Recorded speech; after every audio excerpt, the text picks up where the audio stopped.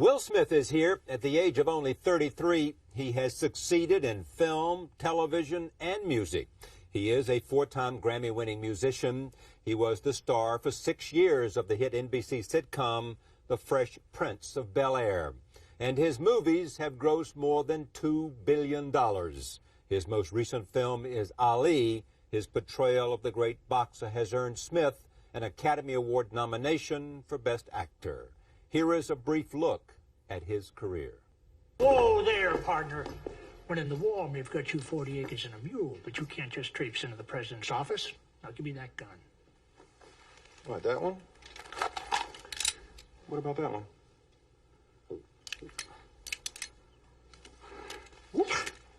That'll get you killed. Most of the time, the faces that we face are not the other guys, but our own faces. And it is the worst kind of yellowness, to be so scared of yourself that you put blindfolds on rather than deal with yourself. To face ourselves, that's the hard thing. Welcome to Earth.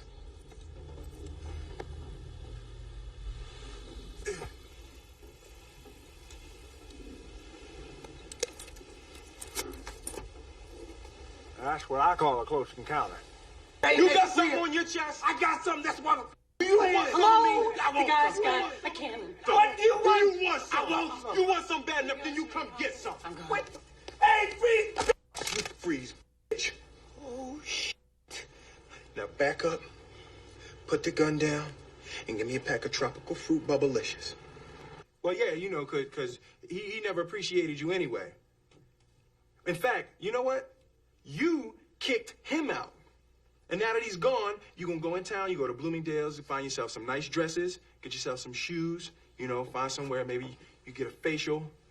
And, hire a decorator to come in here quick, because, damn. I was shopping for some lingerie. That's still legal, isn't it? You buying that for your wife? No, I was picking something up for myself. I do a little cross-dressing on the weekends. You know, you'd be surprised how a nice pair of edible panties could make a guy feel sexy. That man's so ugly, when he sweat, the sweat run backwards off his forehead just to stay away from his face. Come on, you big ugly bear, I'll turn you into a rug. I am pleased to have Will Smith at this table for the first time. Welcome. Thank you very much. You're just in from South Africa. Yes. It was in Nelson Mandela hosted the premiere of Ali in South Africa. Did I read that you might buy a house there? I mean, that you. Oh yeah, I loved it there. Looking around, we looked Cape Town and Durban and Johannesburg, but definitely want to spend a few months out of the year in South Africa.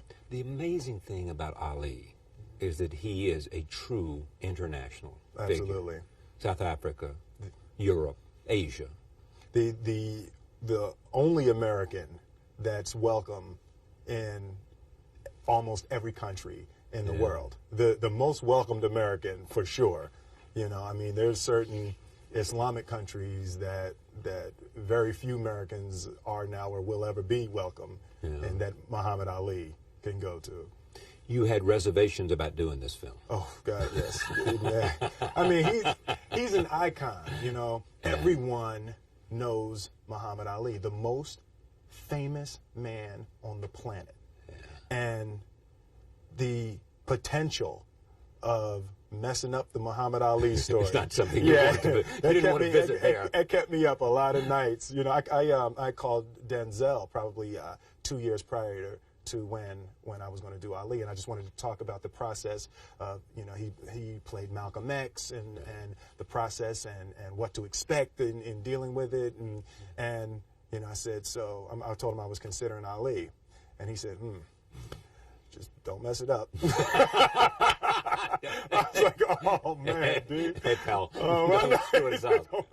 I mean, we're talking about an icon here. We're talking about somebody, you know. And so, what happened to get you to do it? Was it Michael Mann? Was it Ali? Was it what? Well, I had Ali's family was completely involved for 7 years. They working on the script and all of that. And Michael Mann was the first person who illustrated what he called the curriculum for becoming Muhammad Ali. And I always knew that I could work hard enough. There wasn't an issue with discipline, or there wasn't an issue with the ability to sacrifice or the willingness to sacrifice. My issue was intellectual. I didn't see the road from the Fresh Prince of Bel-Air to Muhammad Ali. You know, I didn't see how that could be done. And Michael Mann was the first person who really illustrated what the road was. Yeah. And he broke it down into the physical, the mental and emotional, and spiritual. And he said the first step is the physical. And through the comprehension of Muhammad Ali's physical life, he said, we're going to eat what Muhammad Ali ate. We're going to run the distance that Muhammad Ali ran. We're going to train the way Muhammad Ali trained. We're going to spar the way Muhammad Ali sparred. And by we, he meant me. Yeah. Me, of course. And he said, you know. Mike will be in the car. Yeah, he'll be in the car eating. No, but he said through the comprehension of the physical, it will naturally take you into the mental and emotional space that a fighter lives in. And through the comprehension of the mental and emotional, I would understand the next phase, which would be the spiritual necessity for his strength and convictions. So how did you go about the physical transformation?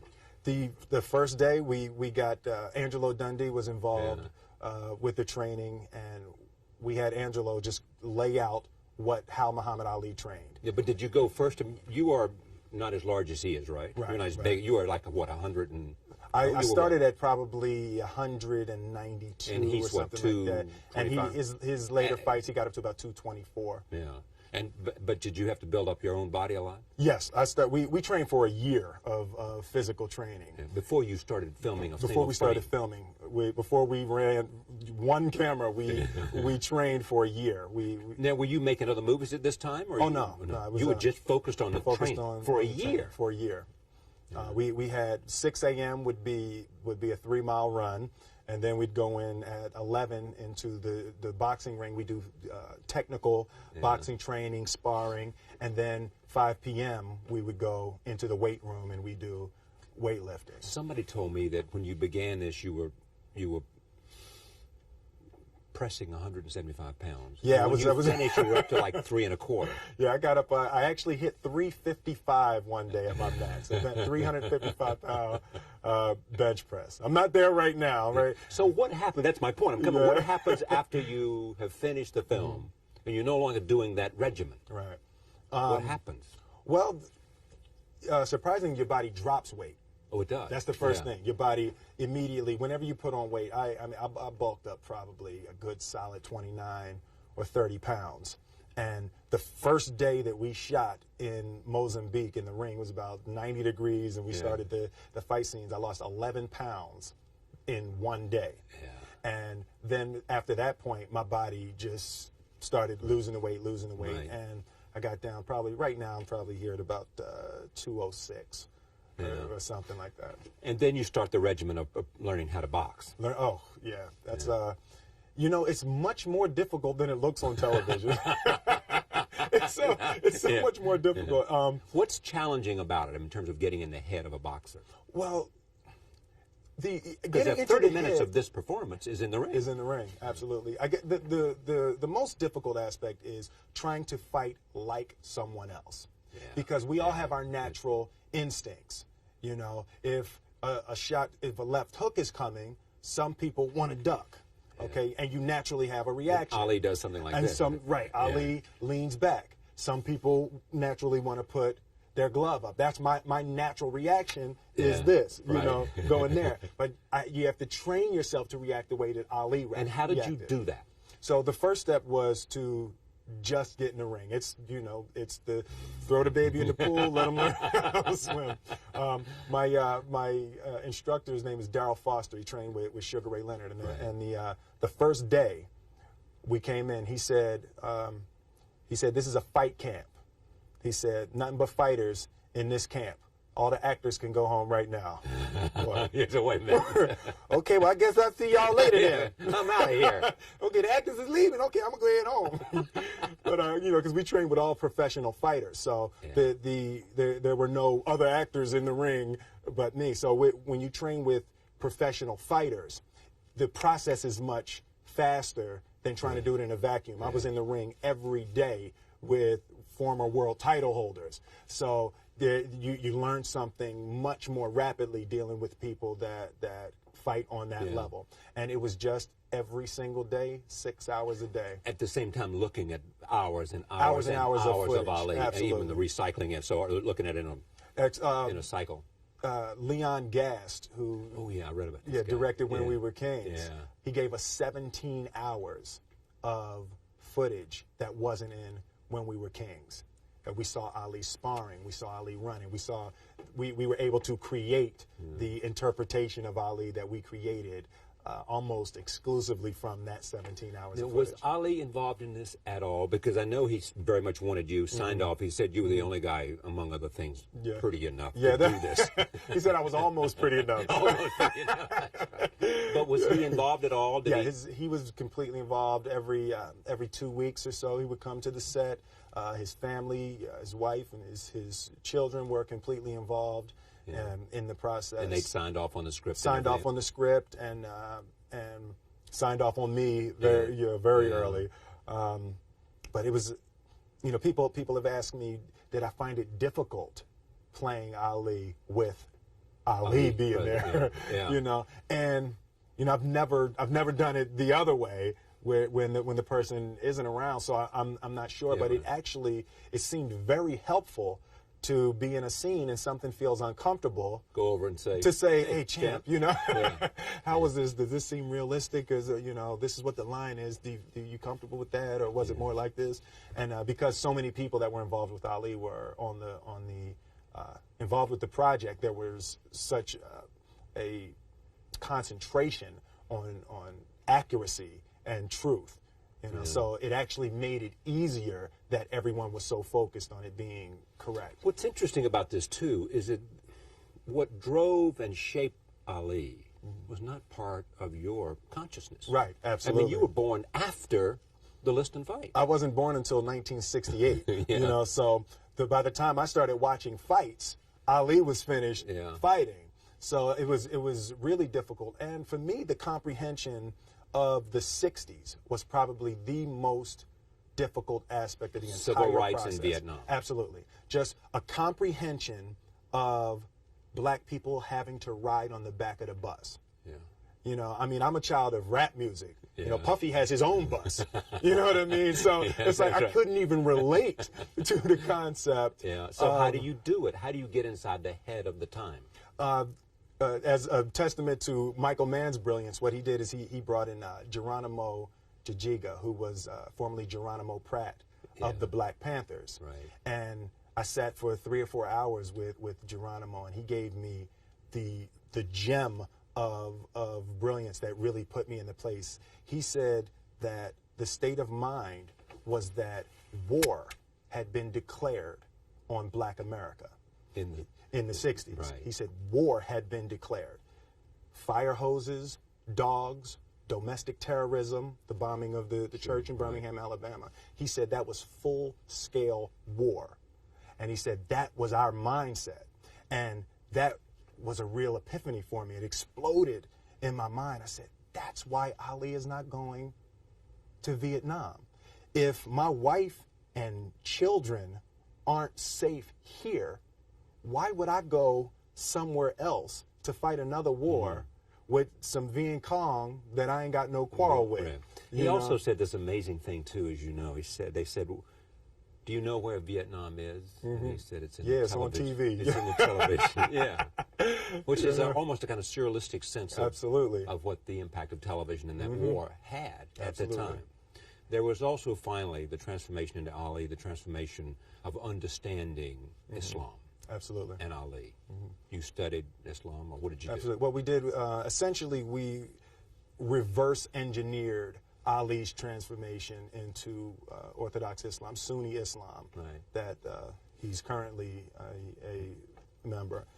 We started with his current Islamic beliefs, and then we reverse engineered into the Nation of Islam, and then back to his Southern Baptist upbringing. And there were lots of discoveries in that. The fact that he made a transformation from believing in God through a person to believing in God directly with a one-on-one relationship. As you grow up as a child, you believe in God through your mother or your grandmother or your father, and then eventually you grow into your own understanding. Well, he started not unlike me as a mama's boy, you know, and the belief was through his mother, and the difficulties in the relationship that he had with his father created the necessity for his relationship with Elijah Muhammad. Yeah. And believing in God through Elijah Muhammad to being disappointed and then to having to create his own individual relationship. Yeah. Someone even speculated, a psychiatrist, I guess it was perhaps, that understanding Ali, and the name, was understanding his relationship with his father, Absolutely. which made him vulnerable, or at least open, or at least seeking relationships with Elijah Muhammad, Malcolm with X. Malcolm X, Absolutely. and with other people, sort of father figures. Absolutely. The necessity to please. Yeah. You've now, in this process, if you didn't already, you've known Malcolm. No, you haven't known Malcolm. You've known Ali, and then you went and met Nelson Mandela. Nelson Mandela, you yeah. know. Do they share anything? Absolutely. The one thing that I truly tried to communicate in the interpretation of Ali is the complex simplicity of greatness. Yeah. And how greatness is not this wonderful, esoteric, elusive, God-like feature that only the special among us will ever taste. You know, it's something that truly exists in all of us. Sitting with Ali, sitting with Nelson Mandela, it's very simple. This is what I believe, and I'm willing to die for it. Yeah. Period. It's that simple. I know who I am, and I know what I believe. I know who I am. I know what I believe. That's all I need to know. And that's all I need to know. So from there, you do what you need to do. Yeah. You know, and I think what happens is we make this situation more complex. You know, the normal among us make it more complex than it has to be. Because we're looking for complexity. There's got to be something complex to understand. It Greatness. can't be that easy. No, it can't be that easy. Fundamental and that basic. God said, "Thou shalt not lie." Okay. Yeah. God didn't say, "Thou shalt not lie." Except under these circumstances. Absolutely. Unless your wife comes in and asks you what you think of this dress, and you already said something wrong earlier. No, it's very simple. Yeah. And if you believe, "Thou shalt not lie," you either believe it or you don't. There is this about Ali, too, is this extraordinary self-confidence. How much of that was a fundamental belief that he had about himself, and how much of it was somehow a sense that I have to believe this or I will not prevail? I think that there's absolutely an element of, if I don't convince myself that, if I don't convince myself that I can beat Sonny Liston, I'm not going to be able to beat Sonny Liston. Yeah. You know, so there's absolutely, I think innately, and he intuitively knew that it starts right here. If I don't believe nothing, if I don't believe it, then nobody will. Nobody will believe it. And I think intuitively he knew that Sonny Liston had to believe it also. So there's absolutely an element of convincing the press, absolutely an element of convincing Sonny Liston, and certainly an element of trying to convince himself in the process. Is there any similarity between that idea and what you have become in terms of a phenomenal movie star? Some sense of confidence in self that began whenever. I think that you know, I said a few months ago, I said that I believe that if I chose to, I could be the president of the United States. And I think as I've had a chance to intellectualize why I said that. Yeah. And I think that there's a certain delusional quality that all successful people have to have. You have to believe that something different than what has happened for the last 50 million years of history. You have to believe that something different can happen. Yeah. It's almost a kind of innocence. Absolutely. In other words, if you knew how difficult it was, right, you would have never gone down that path. Absolutely. You know, if somebody had said to Ali, "No one can beat this guy. He's this much stronger. He's this much bigger. He's got that much bigger punch than you do," and he believed that, he would have said, Never. You got to have an take the innocence first that step. somehow. Absolutely. You know, I think can that's a huge part of me, because, and I say to my friends all the time, and we laugh about it. I truly, honestly, as I sit here before you right now, as honestly as I can say it to you, I truly believe that I could be the president if I wanted to. And as bizarre as that may sound to people that have traveled the path before me, and to people who actually know how difficult it is, foolish Will Smith honestly believes it's sitting here. Well, what there is about that is a sense of the innocence about it, as well as a disarming honesty about it, if you say it that way. Now, here's what's interesting about you, is that there are people who have said that about you, too, who've been around you as a creative performer. Absolutely. Barry Sonnenfeld, I think it was, you know, did you work with him, or he Yes. was involved in this somehow, said something like that, that if Will Smith decided he wanted to go into politics, I'd be there to help him by making commercials, whatever I could do within my own talent. Yeah. Which raises the interesting question, is that something that at some point in your life you might think about, politics? Well, you know, I absolutely feel that there are certain gifts and certain talents that God has blessed me with, that it would be spiritually criminal to only use to make money. My travels in Africa, and spending time with Muhammad Ali, and spending time with Nelson Mandela, there are certainly issues that are important to me, and things that I've been blessed with the vehicle to be able to change, to be able to, as sappy as it may sound, make the world a better place, however minute the change. And that's something that is important to me, but I don't believe that politics is the best use of your energy and time right absolutely. now. Yeah. But the interesting thing, too, is that there is this concept, and you see it with lots of different people, even with people who are evil. Some will say, he had so much talent. If that talent could have been redirected to something good. It is the idea, if you are given and you work hard, because there's nothing more apparent about Will Smith than how diligent and hard he works at being who you are. I mean,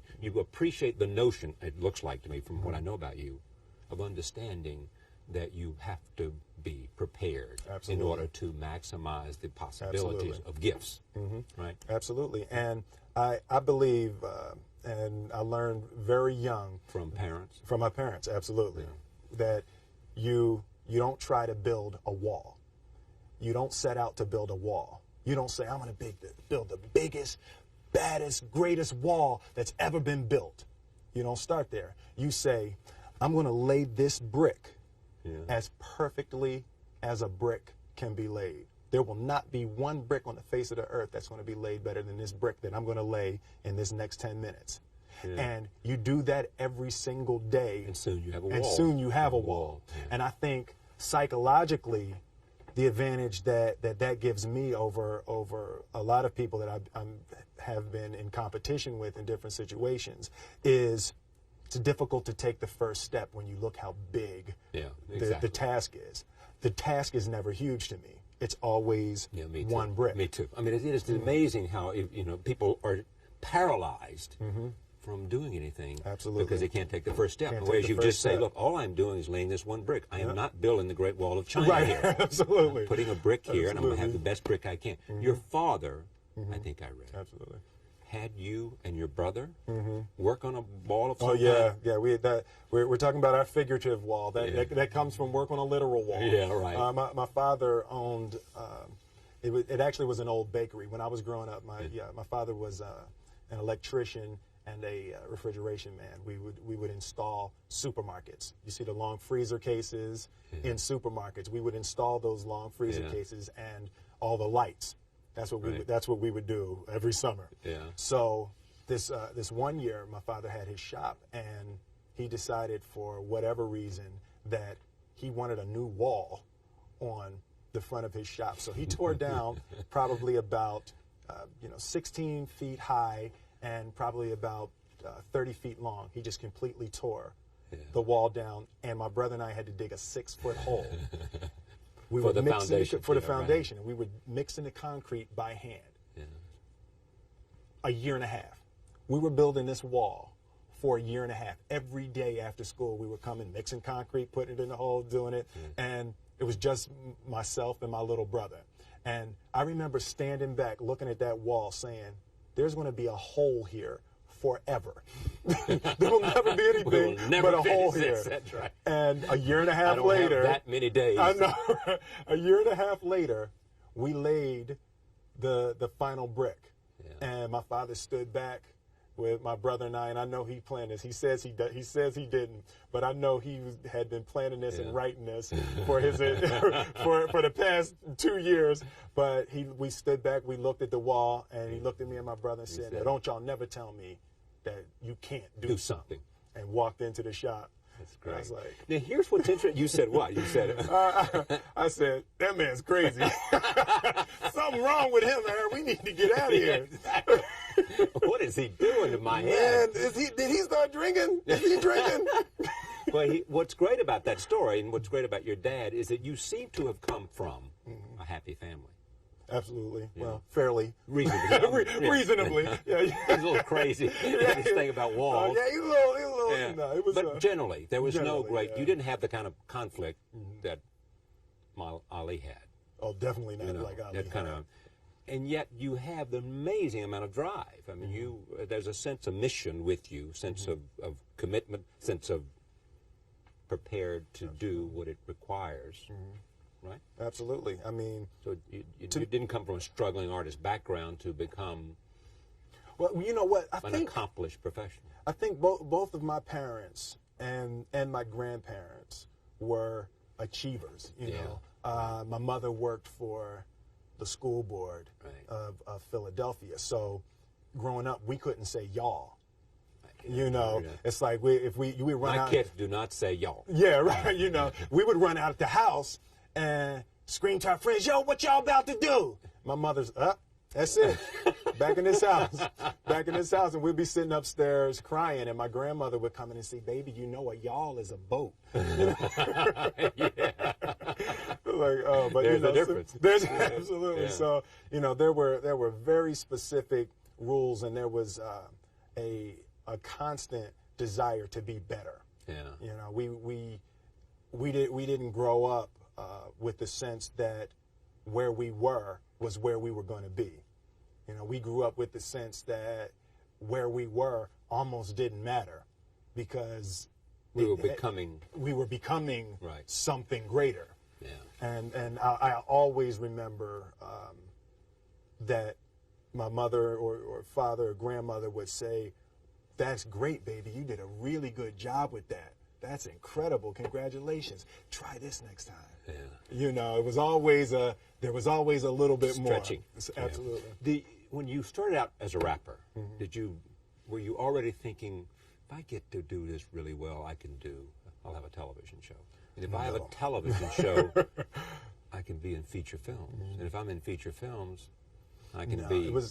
For me, it was always my biggest dream coming up was I wanted to hear one of my records on the radio. That was it? That was it. That's what I wanted to do. I wanted to hear one of my records on the radio. And I wanted to see someone hear my record on the radio. And in June 1986, I saw a guy ride past my father's shop, you know, dropping his head, you know. So from that point, I've really been beyond my dreams. And even with the first Grammy nomination, we were beyond anything. We when we recorded, we didn't say, "Wow, it would be cool to be." We at just the want to Grammys. hear it on the radio. We just want to hear it on the radio, you know. Yeah. And from that point, I've been trying to catch up with my dreams. Your dreams, in other words, the reality has been ahead of whatever you absolutely. imagined. But the reality has been so far ahead of what I would lay in the bed at night and say, you know, wow, it would be wonderful if.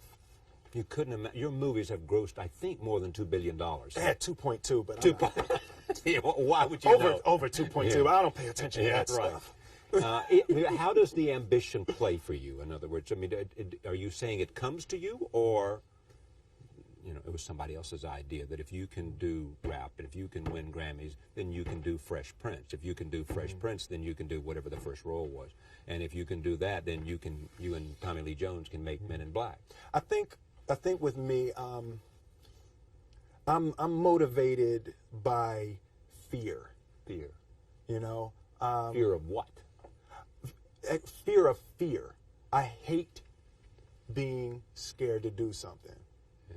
I hate that feeling of the feeling that I had before I had a meeting with Quincy Jones, because it was really Quincy Jones and a guy named Benny Medina and Jeff Pollack came with the idea for the Fresh Prince of Bel-Air. And I hated being scared, that I didn't want to even take the meeting. There were opportunities during when my first year as a rapper. Bill Cosby and the people on the Cosby Show had seen my music video and called me to be a character to come and try out for the Cosby Show. And just every time it was set up, for some reason I couldn't make it.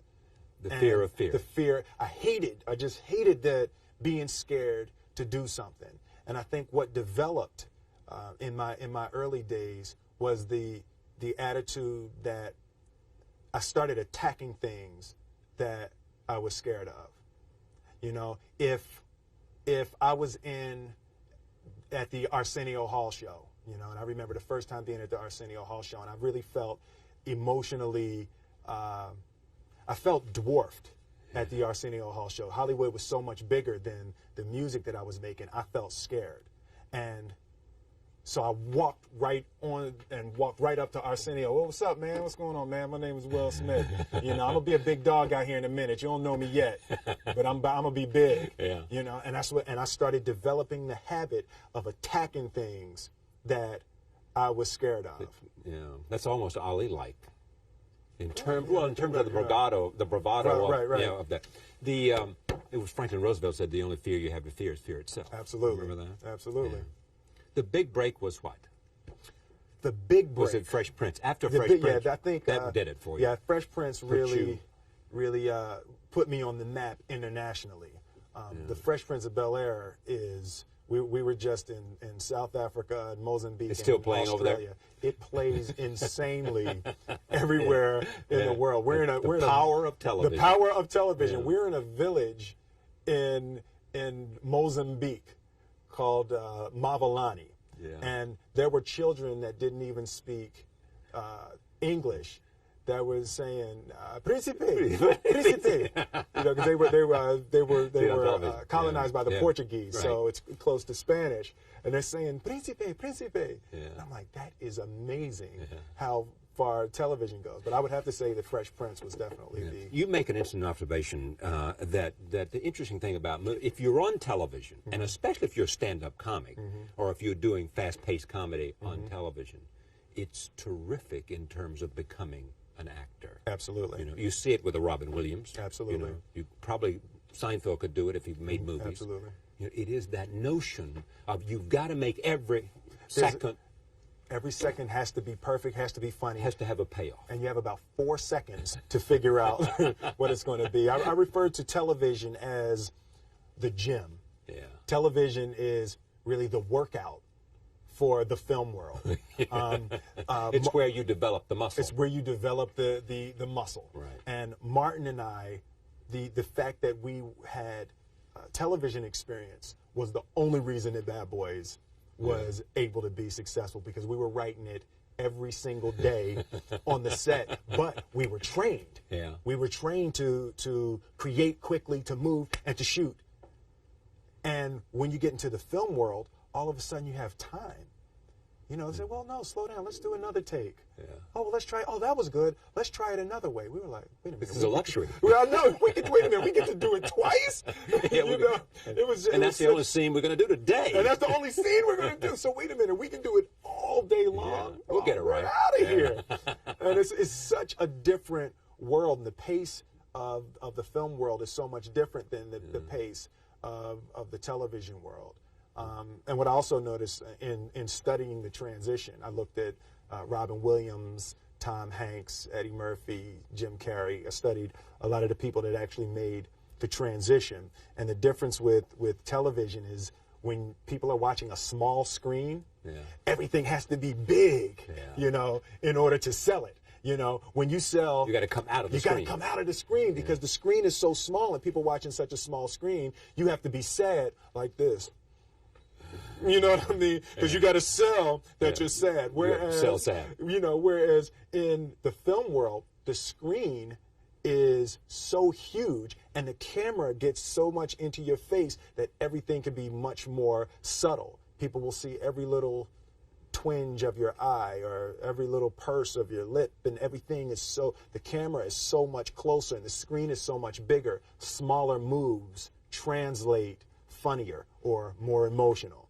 And that was the big thing that I concentrated on in making the initial move into the film world, just taking everything down, you know, 100 degrees. Now, have you learned mainly from the directors you've worked with, or have you taken thousands of hours of lessons? Well, I don't have any really formal theatrical training. I think I have a natural desire to study people. You know, when someone says something, I like to do what's called the comedy math. What made that funny? Why was that funny? Okay, well, what's funny is that they were being sardonic, and you know, to break it down. See, this is interesting about you. There is this notion too that you once looked at the top 10 grossing pictures, and they all had 7 of the 10 had creature. 7 of the 10 had the creatures. creature, and you said, I want to make a movie with a creature. Absolutely. I mean, if a creature will help you do it. Absolutely.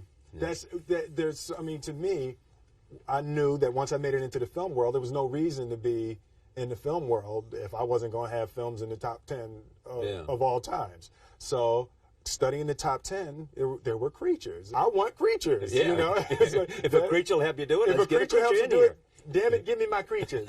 Where's my creatures? Actually, I told him I wanted creatures on Charlie Rose. Where is it? Where's my creatures? Well, it's under here somewhere. Now, have you failed in the last 5 years, 10 years? I mean, do you consider anything you've done a failure? Yes. Oh, absolutely. Like there's what? Certain things. Because a movie didn't gross as much, is that failure? No, or is that actually, the converse with Wild Wild West. It felt like a failure because the film wasn't great. Right. You know, but it did 225 million. And you know what people said about that? They said like, that's because of Will Smith. It's not because. But I was like, oh, it hurts so bad. You know, it felt like I got what I wanted out of the deal, but my fans didn't get their half of the deal. You know, you got your money. You gave your performance. I got absolutely, but it wasn't. The relationship that I have with my audience is you come to the movie to see me. You don't ask any questions. You just go to the movie theater, and I guarantee you I'm going to give you something that you're going to enjoy. And you don't think you gave them that even though they paid their money to come see it? Absolutely. And that hurts more than anything. I'd much rather a film flop at the box office if it's not good than. So you don't want to be making any bad movies? Oh yeah, I don't want to have no bad movies. Even though they're going to pay me my money. Absolutely. You know, I don't like that just emotionally that doesn't feel. Now, has any part not felt good for you? I mean, no, every part I've taken felt. I mean, I've never been on the set and said, "Why did I do this? This is not me. I don't like this guy. I don't like this character. I don't like this." Not at all. I've as another part of the unspoken deal that I have with my fans is I'm going to love it. You know, I'm going whatever I choose. I'm not choosing it because they offer me more money than the other person offered me. I'm not choosing it because it's convenient for my life at this time. I'm choosing it because I think it's great and I think it'll be enjoyable for people to watch. There is a thing I think about performing, and I don't know whether it's on a classical stage or whether it's on a film or whether it's on something as basic as this. It is that people watching it somehow are positively influenced by the fact that you're having fun. Absolutely. You know, I mean, they can Absolutely. sense the enthusiasm. And I think on television, some even will say, if they're not enjoying it, why am I watching? Why am I right? You know? Yeah, you really need to enjoy it on television. Television is one of those mediums where if you're not having fun, people are going to change the channel. Yeah. You know, there's a little more leeway in the film world, and there's a little more leeway in the world of music for alternate emotions. But in the world of television, people tune into television for an enjoyable experience, and they are most moved by the person or the performer or the performers having a good time. That's why Friends is so successful. You can tell that they're having a fun good time. Yeah, exactly. on the set. Right. And it is successful. Yeah, You look at that absolutely. new contract those boys and girls Woo, just signed. yeah. You know. You and Denzel, both nominated this year. Some people, I was watching the BBC the other day, and they were talking about the fact, making a lot of the fact that two African-American actors nominated in the same year. Is race, where is it in your own consciousness? Where is it in my consciousness? I mean, I think it's a reality of American life. Right. I think that Hollywood is no different than anywhere else in the country. There's certain aspects that are noticeable. Right. You know? But when they see Will Smith, do they see Will Smith African American, black man, or do they see Will Smith green man? The one of the great aspects of Hollywood is that you can go from being black or Asian or Latin To green. You know, it's one of the few places that you can turn. Exactly. You can go ahead and turn green. Yeah, right. And if they think because of skin color you won't be green, then that's where the discrimination That's kicks what it's in. absolutely. Before Independence Day, Yeah. there were issues spoken that blacks don't translate internationally, and that was part of the issue of me maybe not being cast in Independence Day. Now, did you do anything to be cast in that role? I mean, was you aware of that, obviously? That somebody's saying maybe Smith might be perfect in terms of his talent, in terms of his persona, temperament, all of that, but blacks he may don't not translate. play internationally, and Absolutely. therefore not as much green as we'd like. Absolutely. And who overcame that idea? I knew for a fact that I wasn't going to sit back. And You're not going to let them define you Right, and absolutely. your potential internationally. I personally believe that success is based upon intellect. The smartest guy, 9 times out of 10, is going to win. Yeah. Every once in a while, the strongest guy will win, you know, but more times than not, the smartest guy is going to win. As soon as I heard that it was put all of the best minds that I knew together to figure out how to overcome that. Rock and roll.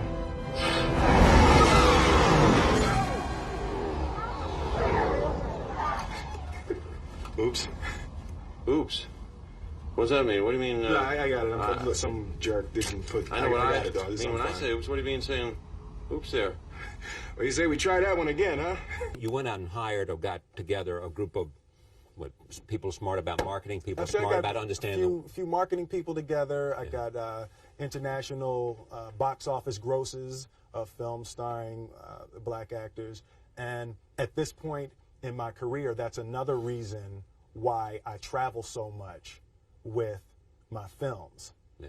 Because I feel that if Will Smith can be successful in Thailand with a film, then, well, maybe someone else of African descent can be successful in Thailand or France or any other place. You know what's around the world. amazing too? I mean, you know this much better than I do, but it is the phenomenon of the worldwide market. I mean, when you look at what some of those Asian actors do before they get cast in an American audience, Absolutely. they're reaching billions of people. It's Absolutely. stunning what the market possibilities are once you get heavy. Now, did you lead that effort yourself, or did you say to your agent or whoever is sort of in charge of Will Smith Inc., or is Will Smith the guy who's in charge of Will Smith Inc.? I have my I don't partner, mean in corporate structure. Right, I mean, right, no. who's running this? Who's the guiding? Creatively, I'm pretty much totally in control of at least the last decision Yeah. of what we do or don't do. But my partner is James Lassiter. We went to high school together, and he started out carrying records for for Jazzy Jeff and myself. So he's been in with you a Philly. while. So, So there's loyalty, day one. trust, Absolutely. confidence. And he's a genius, so that doesn't hurt. So he's a smart guy. Yeah, that doesn't hurt nothing. Does he remind you of that? Oh no, he makes it clear. he makes it clear. Well, you may be pretty, and you may be on that screen. He said, but I picked Independence Day and Men in Black. I got one huge brain Yeah. working for us. Absolutely. Yeah. So when you look at where you might be going, there's this frequently said: everybody has wanted to be, for one reason or the other, Cary Grant, whatever that means. Absolutely. And they say, perhaps as close as anybody, Will Smith could be Cary Grant, whatever that is, the idea of Cary Grant. Well, it's really eclectic Yeah. choice of work. It's the ability to make you laugh and to make you cry. Right. Comedy and drama. Comedy and drama, and startle you with some Yeah. action. At the same time, being elegant and all those things. Absolutely. Yeah. And I've done a little Cary Grant study also. Have you? Oh yeah. Now, what have you Absolutely. studied? Just the ability to create a relationship with the audience that transcends the role. Yeah. Okay, A the ability connection. there to have a connection with the audience that is almost a friendship. So the people will be more willing to move with you. With Cary Grant, there was just a sense that whatever he chose, you wanted to know why. You know, okay, well, why did okay, I can see that. Oh, she's beautiful. Okay, of course he would want to be with her. You never released Cary Grant unless he wanted you to. Yeah. You know what I mean? Like with Independence Day, I didn't want you to release Will Smith. With Men in Black, I didn't want you to release Will Smith. But with Ali, you had to. This, I think, is the Liston Ali fight. Take a look at this.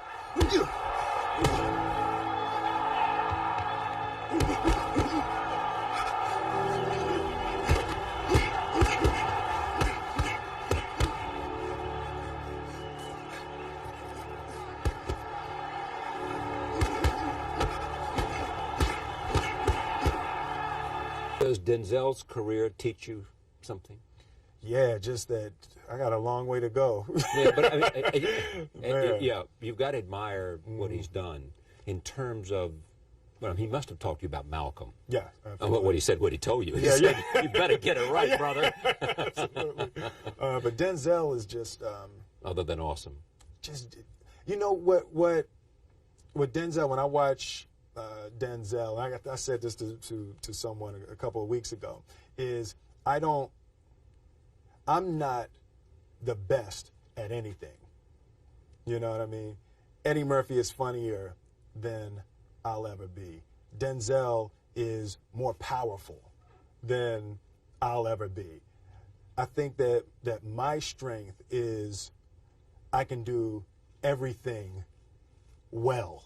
You know, I can do a little bit of everything, and that's what I concentrate on to be my strength. I'll never be able to compete with Denzel on As a that pure level. actor As a pure, with you know, it's like power. it's just, you know, I feel that I'd have to completely dedicate my life to that to even come near being able to compete on that level.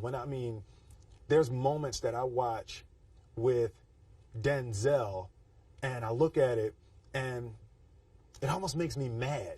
You know, I'm like, how does he know that? How did like the choice in Hurricane with the phone?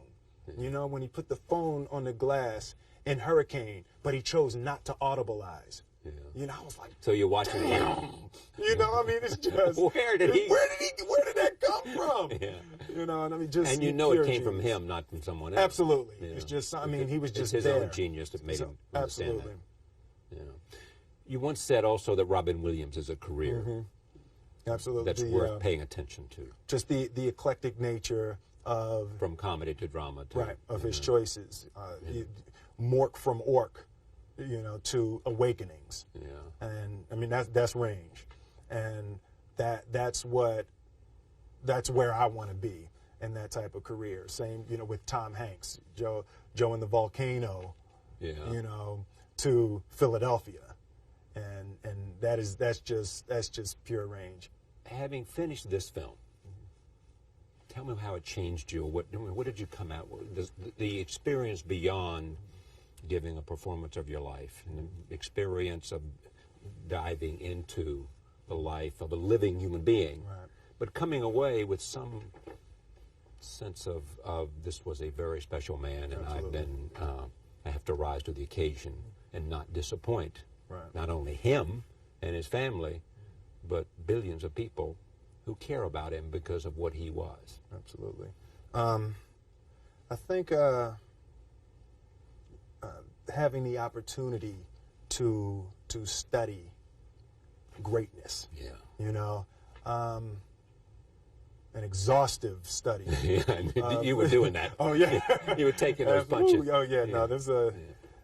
Anytime you have that opportunity, there's certain intricacies that will make clear who you are. It becomes that much more clear who you are in comparison to the individual that you're playing. For me, it made it very clear who I am. I've been to my physical and emotional and spiritual and financial ends with this film. The definition of who I am is very clear to me, and it also redefines who I want to be, in that I know for a fact that I'm stronger than I thought I was.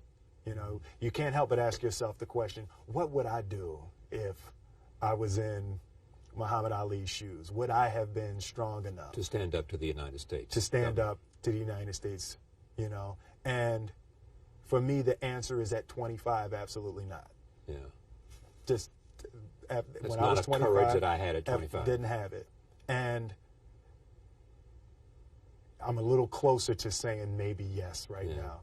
You know, Because specifically you've learned with, something about yourself, because and I've you've learned gained some strength. that you can't be scared to die for the truth. The truth is the only thing that's ever going to be constant. And you can't fear what might happen to you if you were to tell the truth. Because what happens to you if you don't tell the truth is worse than telling the truth will ever be. And that's what became clear to me in making this film, and that redefinition of who I am and who I want to be. Thank you for coming. Thank you very much for having me. Will Smith, star of Ali, Academy Award nominee for Best Actor. Thank you for joining us. See you next time. You will stay away from my crew. I will finish my picture. This is hardly your picture any longer. Willem Dafoe has played some of the most diverse roles of any actor of our time. In Martin Scorsese's Last Temptation of Christ, he was Jesus Christ. In The English Patient, he was a mercenary outlaw. And in Platoon, he played a sergeant, for which he was nominated for an Academy Award. In his latest film, Shadow of the Vampire, he has taken on yet another new role as a vampire. It may be his most unusual role yet, and he's already received numerous honors, including a Golden Globe nomination for Best Supporting Actor. And here is a clip from In this scene, the Count is reading the papers you brought him, and you are about to make a considerable amount of money. No makeup! Keine Schminke. Forgive me, Herr Doktor. Albin, clear the set. Mach das Bild frei. Elke. I'm pleased to have Willem Dafoe back on this program. Welcome back. Thanks.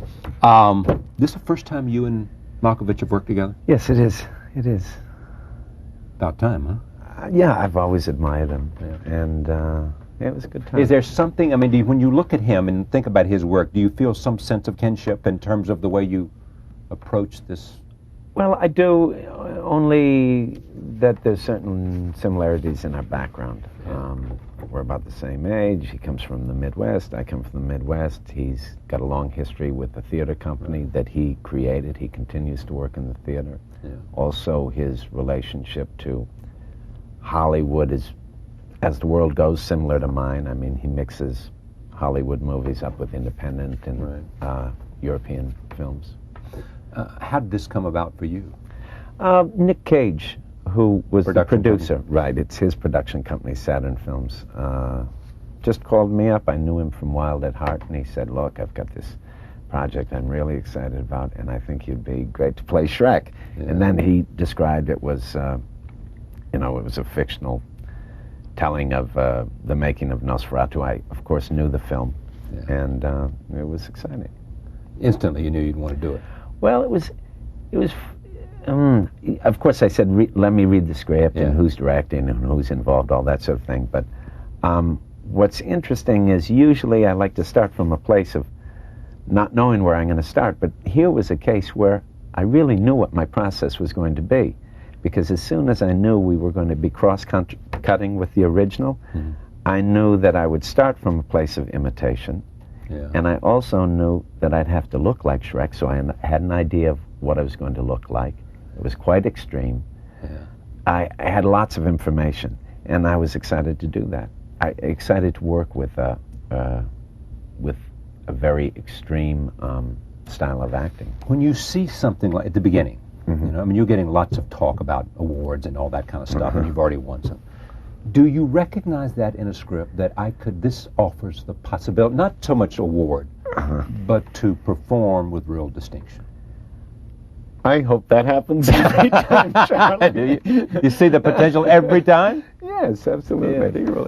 I do. I do. I really do. Because it does depend on script. It does depend on. Well, the great thing is the bad thing about movies, and it's a convergence of all these different things. They're so collaborative that you really don't know.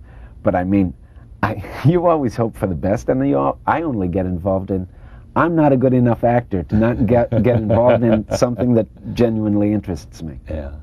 And so, you don't think of awards so much when you're, choosing a project, but you just are clear about what your reasons are for doing it. Because I find that if I'm clear about what my intentions are, then I can live with the result, because I can't control the result. Yeah. But the reason I ask is I've had good actors say, I don't see that many great roles. They see a lot of roles, but they would say, look, to have a great role, people like George C. Scott said, something like Patton as a film doesn't come around every year. Well, he's probably right. There are opportunities that are showier than others. There are opportunities that challenge you in different ways. But the process and what the job is has to be redefined each time. So it's all. So I listen to myself, and I'm sounding a little too idealistic. But to be honest with you, each time you don't know what it's going to be. Yeah. So it's always an adventure, and so I'm not standing outside of myself saying, "Oh, this is a special role," or "This I can really run with this one." Right. You do know how you're going to function in the film. For example, I knew this was going to be a very showy role. Yeah. I also knew I was going to be performing with John, and I thought the combination would be very nice.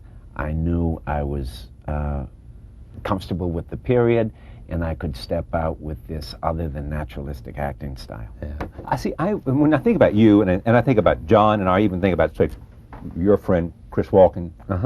If I was a director, I would think of how can I put these three guys, for example, in a film. And so I'm surprised. Well, exactly. But or a producer. But I'm surprised that you haven't worked together before.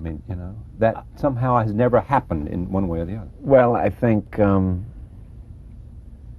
am too. I've worked with Chris once. I've worked with John once. Yeah. I'm surprised I haven't worked with him before, but I suppose if you say there is some sort of affinity there in a world that is created in a film, either one or the other fulfills that function in the film. Yeah. This is one more scene. I'm going to, this is with Eddie Izzard, where Malkovich directs him in a scene which is actually a clip from the original film. Take a look. Lest you invoke the creature itself. Very good, Gustav. Herr Doktor, Albin? I am sorry, Herr Doktor, but... Albin! Ja, Friedrich. And Albin, a native has wandered into my frame. Kommen Sie, gute Frau. Kommen Sie. There you go. Did you experience anything from this that you hadn't experienced before? I mean, anything come out of this that was unique and interesting? Well, I'm sure many things, but the thing that really comes to mind, of course, is the heavy makeup. The fact that every day I'd be the first one there. I'd be in the makeup chair for 3 hours. Then I'd come out as Shrek. Right. I'd do my work, and at the end of the day, everybody would leave, and by the time I got all the makeup off, I went home. So everybody saw me basically in that makeup all the time. So it was a little bit, the shooting was, reflecting back on the rules of the game in the story. Anything come out of this experience with Malkovich that you two would say, we got to do this again? Yeah, it was a good experience. I mean, I'd work with him in a second. Yeah, besides, he's a lot of fun to be around. He's a very charming guy, good storyteller. Yeah. I mean, that's one of the things that Sean Penn and I had a conversation recently in which he was talking about that very thing, and the thing he liked about casting in the movie he's directing called The Pledge. Right. Nicholson. He said, the one thing I enjoy I liked a company of actors, certain actors, and just the sheer joy of being around people because you come together in an environment and you live rather intimately for 3 months or longer. Right. And you want to be around people you enjoy that are fun to be around. That makes true. the life much better. That's true. The Worcester Playhouse, what's happening? Yeah. Worcester Group, we're working on Phaedra, Racine's Phaedra, Paul Schmidt translation. And I'm going off to do a movie, and they're working on it now. In fact, I just came from rehearsal, and when I come back, we'll do some showing of it in the spring. It's the love of your life, isn't it? That's what I do. Yeah. And, I've been doing it for a long time. And talk about getting good people around you. These are people that I really admire, and they're always challenging me, and they always make me laugh. And it's the company that I love to keep. And it's been a very fruitful company to keep because we've made lots of things that I'm very proud of through the years. Your wife is involved with you in that? Right. Are you involved with her in that? Exactly. She was there first. She hired me. It's great to have a place that if you're an actor, you can come home to.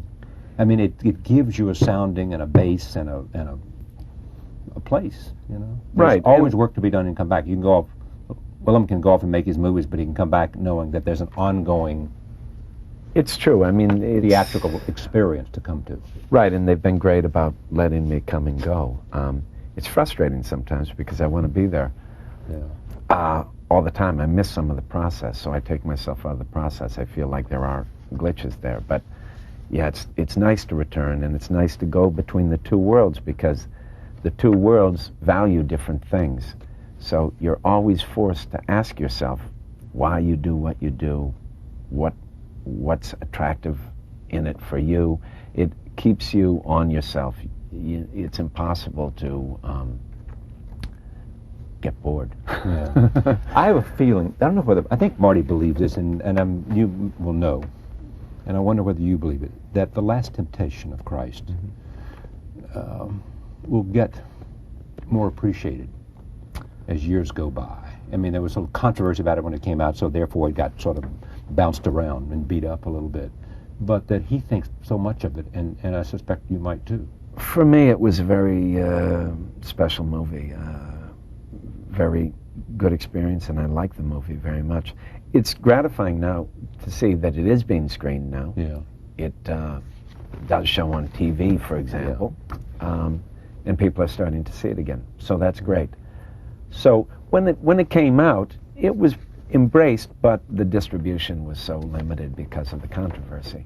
So it broke my heart now to see it be seen again without that cloud of controversy around it. People can see it in a more direct, clear way, and hopefully they can enjoy it. Do you, I know you don't do this, but I'll ask the question anyway, do you put it up at the top of performances? I don't. I don't. I Never can't. do. I can't. You know, one thing leads to the next, and you know, if you have favorites, then you protect them, and you start to protect certain tendencies. I don't know. I really try to avoid to judge what I do.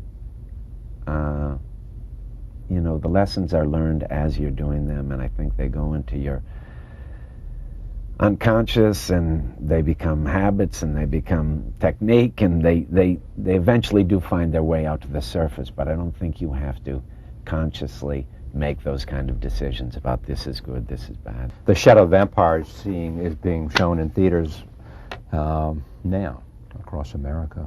John Malkovich, Willem Dafoe, and others. Thank you for joining us. Thank you. And thank you for joining us. We'll see you next time.